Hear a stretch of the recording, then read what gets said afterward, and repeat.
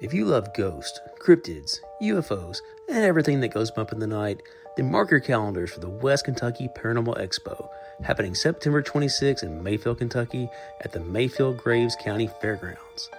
This incredible one-day event brings together some of the biggest names in the paranormal community, including Aaron G. Thompson from Netflix's 28 Days Haunted, Jimmy and Jeffrey from Outlaw Paranormal, The Wyndham Bros, Josh Morris, Michael Huntington, Rachel Ravensville, and many, many more special guests and speakers.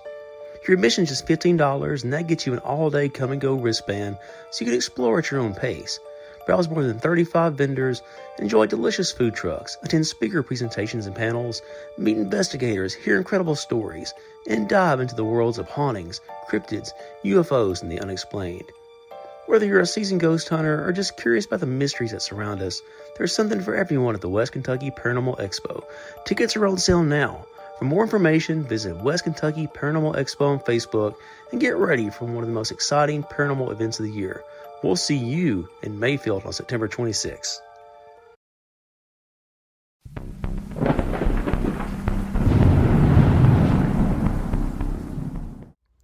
Welcome back to Southern Ghost Stories. I'm the American Hauntstorian, Alan Searcy.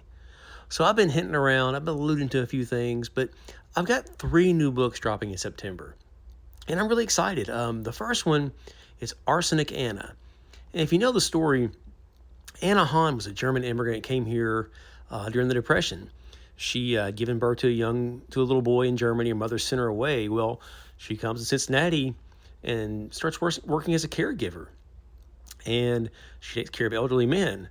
And one by one, these older men just start dying under her care.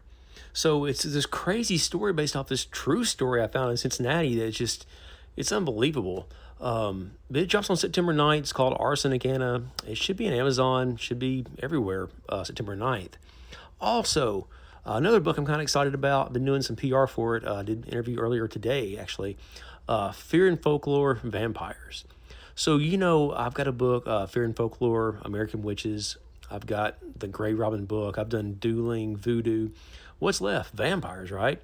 So there are so many vampire legends, and it goes back centuries. Vlad the Conqueror, he was impaling people and drinking their blood. Elizabeth Bathory, I think it was Hungary. She was bathing in the blood of these women that she had killed, and it kept her young.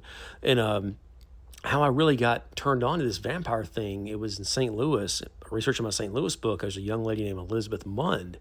She was from Switzerland, and there was some kind of outbreak, some kind of plague or whatever, and the people in her village would go to the slaughterhouse and drink the blood from the cows after they had been slaughtered, supposed to get them well.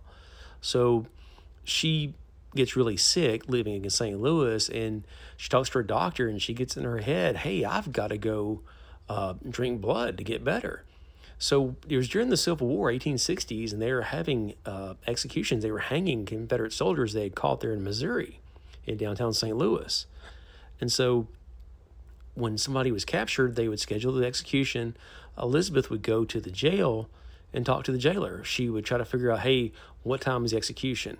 Hey, can I come get some blood tomorrow afternoon? And at first, they'd make her go talk. If there was like a widow or a spouse, you have to talk to this person's wife. And usually the wife would say no. But she kept going back to the jail. She was so persistent. Eventually, the jailer and the sheriff there, they started changing the dates of executions to keep her away. They'd say, hey, come back tomorrow at 2 in the afternoon. Well, when she got there at 2, the execution had been 9 o'clock that morning. So they were trying to just keep her away. And eventually, there's no more records, so I guess she eventually just died. But, nowadays, when you think vampires, you think Twilight, True Blood. It's kind of this fun, sexy thing that you find on TV. But there's a wild history, and a lot of it stems from tuberculosis. So, yeah, Fear and Folklore, Vampires, comes out September 21st, and it's a lot of fun, and I hope you guys will check it out. And I'll do some episodes based off these new books in the next few weeks. And the third book, last but not least, it also comes out September 21st, and it's Ghost Stories and Graveyard Tales, Indiana. So you guys know I have a Kentucky book. I have a Chicago book. So I was kind of in Indiana a lot working on these books, going to and from. I stayed in New Albany a weekend when I was working on my Louisville book. A lot of history there by the river, some crazy true crime stuff there, crazy murder I've researched. I stayed in South Bend, went to a Notre Dame game. And of course, you guys know the story about Notre Dame, the Gipper. There's a ghost story at Notre Dame. Indianapolis, just all over the state. There's a werewolf story. Ghost Stories and Graveyard Tales, Indiana. It comes out September 21st. And like you guys know, I go everywhere. I've traveled. I've been from New York to New Orleans. I've got books all over. And Indiana's got a lot of weird history. So I really enjoyed kind of digging into some of that stuff and not really glossing over it like when I stayed in New Albany, I was there to work on Louisville. So when I went back, I was there to work on New Albany and dig into that history there and the murders, the ghost stories, some of the grave robbing. Grave robbing, you guys know if you listen to the podcast, grave robbing's got this crazy rabbit hole I've jumped down into. And grave robbing was a thing. Over in New Albany, they were raiding graveyards, and taking them back over to Louisville because the colleges in Louisville had to have cadavers to dissect and learn anatomy from. So anyway, so those are 3 books. Arsenic Anna comes out September 9th. Fear and Folklore Vampires comes out September 21st. And Ghost Stories and Graveyard Tales Indiana comes out September 21st. All of them is going to be on Amazon. They'll all be on Kindle. Kindle Unlimited, you can read them for free. They'll be on Audible and all that kind of stuff. You can order them. And I'll be out signing them. I told you guys I'll be at Scarefest in October. I'll be at the Gallatin Square Fest here in Middle Tennessee. I think it's October the 6th. It's the first Saturday in October. So, I'm going to be everywhere promoting these books. And like I said, I did some media a little while ago for the vampire book. So you're going to hear more about it, and I'll be talking about it. And I'll do podcast episodes based off some of these stories I have. There's one story in particular I've kind of got circled. There was a vampire priest up in New York back in the day who was drinking the blood of his mistress. So that's wild and weird. But anyway, just stay tuned. October's coming, man, and I'm really excited. I've done a lot of work, a lot of research, and it's kind of fun to write these books and release them to the wild and see what happens. So, thanks for checking in. I know it's kind of a crazy Thursday episode. And speaking of the Thursday episodes, once we get to October, there's going to be episodes every single day. So this podcast has really, really picked up. You guys know I joined iHeart back in April, and since then it's been like a rocket to the moon. The podcast is on fire. My Facebook group, Tennessee Hauntings, I've been posting there, and it's really, I had 600,000 views in 2 weeks for my post over there. So if you're on Facebook, check out Tennessee Hauntings, and check out Southern Ghost Stories on Facebook. Follow me there, and leave a review for the podcast if you can. The Apple Podcast and Spotify. Leave a 5-star review. The 4 stars, 3 stars, 2 stars, 1 stars, they're all taken. And if you want to send a Q&A for the podcast, shoot me over an email, southernghoststories@gmail.com.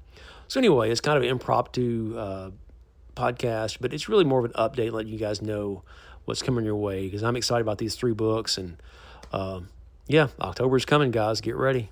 I'll see you guys back tomorrow.